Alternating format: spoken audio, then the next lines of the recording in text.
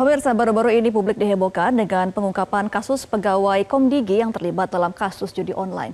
Mirisnya, pihak yang seharusnya mengawasi dan punya wewenang untuk memblokir situs-situs judi online justru melindungi keberadaan dengan dalih membina. Bagaimana sebenarnya kasus ini bergulir? Inilah segmen At Large, pegawai Komdigi kok bina penjudi. Pemirsa, kita akan bahas lebih dulu mengenai kronologi dari penemuan pihak kepolisian ketika menangkap sejumlah tersangka yang terlibat dalam situs judi online ini.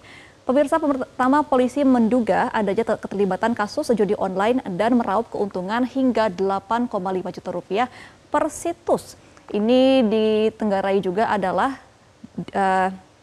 dibelakangi oleh pegawai dari staf ahli Komdigi. Nah, kemudian juga para pegawai ini memiliki kantor di sebuah ruko di kawasan Bekasi, Jawa Barat, dan pegawai yang bekerja untuk para staf ahli ini juga diberi gaji sebesar 5 juta per bulan sebagai admin dan juga operator. Jadi para tersangka ini membuat kantor di sebuah ruko tanpa sepengetahuan dari Komdigi dan mempekerjakan sejumlah orang dalam kantor satelit. 8 orang operator dan juga ada 4 orang sebagai admin. Nah, saat ini pihak kepolisian sudah menangkap 11 tersangka, pemirsa, di mana 10 diantaranya merupakan pegawai dan staf ahli dari Komdigi. Hingga saat ini, polisi masih mendalami dan belum merilis identitas dari para pelaku. Polisi sudah menyita barbuk seperti laptop pribadi di tiap tersangka dan juga pendalaman terkait cara tersangka memfilter seluruh web yang dijadikan untuk binaan agar meraup keuntungan hingga 8,5 juta per situsnya. Nah, pemirsa, ada sejumlah modus yang digunakan oleh para pegawai ataupun tersangka ini, di mana para pegawai ini menyalahgunakan kewenangan untuk memblokir situs judi online, yang mana seharusnya ada 5.000 situs yang diblokir. Dari 4.000 yang diblokir, ada 1.000 yang di-keep untuk dilakukan pembinaan. Jadi pemirsa, ada 1.000 situs yang dibina oleh pihak tersangka ini.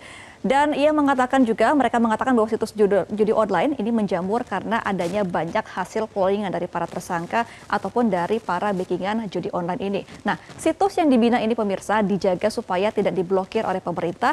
Dan Menkomdigi Mutia Hafid juga sudah merespons terkait dengan adanya 10 tersangka yang merupakan pegawai dari kementeriannya. Ia mengatakan akan melakukan bersih-bersih internal dan tetap berkomitmen untuk memberantas judi online dari tanah air. Kita akan simak pernyataannya berikut ini.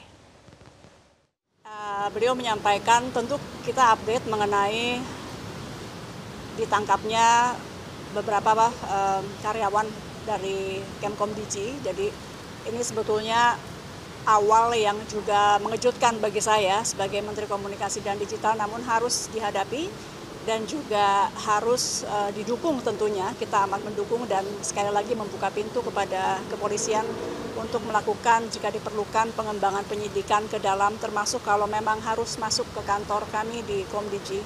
Bagi kami ini baik, sekali lagi sebagai upaya bersih-bersih agar kantor kami juga bisa menjalankan tugas dan fungsi yang diamanahkan Presiden dengan baik.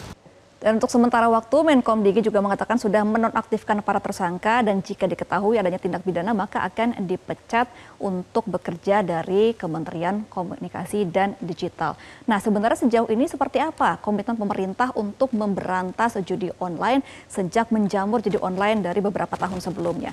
Nah, pemirsa, sebelumnya di era Menteri dari Budi Aris Setiadi, ini masih dari Kominfo, adalah adanya pengeluaran keputusan Menteri nomor 521 tahun 2024 mengenai strategi penguatan komitmen Kementerian Kominfo dalam pemberantasan kegiatan perjudian dalam jaringan. Nah, untuk keputusan ini mencangkup penanganan konten judul, adanya aplikasi, pengawasan aplikasi, akun, iklan, situs, ada billing operator, gambar, video, sampai promosi yang masuk ke media-media sosial. Nah, kemudian juga pemerintah juga sudah melakukan pembentukan Satgas Judi Online pada tahun 2024 yang melibatkan sejumlah stakeholder, ya pemirsa.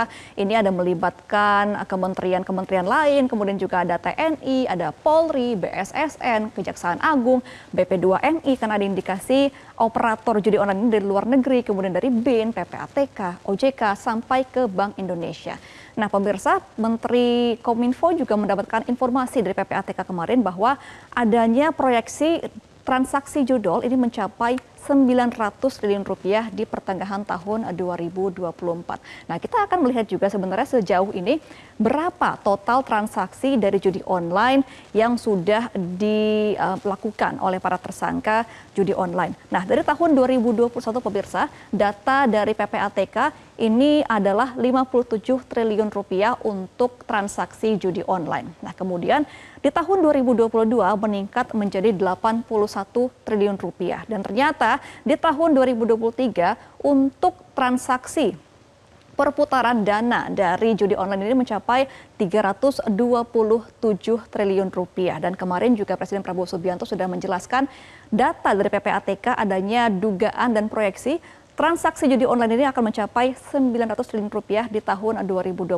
Jadi kita akan tunggu terus bagaimana aksi nyata dari pemerintah untuk memberantas judi online sampai ke akar-akarnya, baik operator hingga dari para penjudinya ya pemirsa. Dan kita juga akan melihat bagaimana hukuman yang akan diterima oleh para tersangka yang harusnya memiliki wewenang untuk memblokir seluruh situs, malah membina dan juga melindungi situs-situs online ini untuk kepentingan pribadi dan keuntungan pribadi. Dan pemirsa, demikianlah segmen At Large untuk kali ini. Tapi jangan kemana-mana karena Metro Siang akan kembali informasi untuk Anda. Jelajahi cara baru mendapatkan informasi. Download Metro TV Extend sekarang.